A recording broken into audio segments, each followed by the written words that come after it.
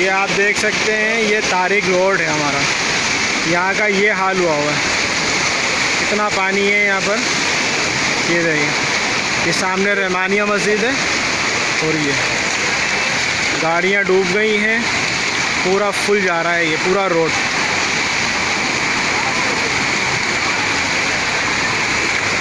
ये तारिक रोड जिस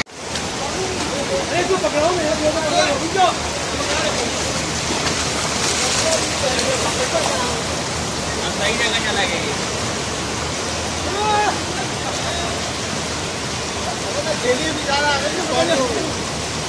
आपको उसी टाइम मैंने बोला था कि यहाँ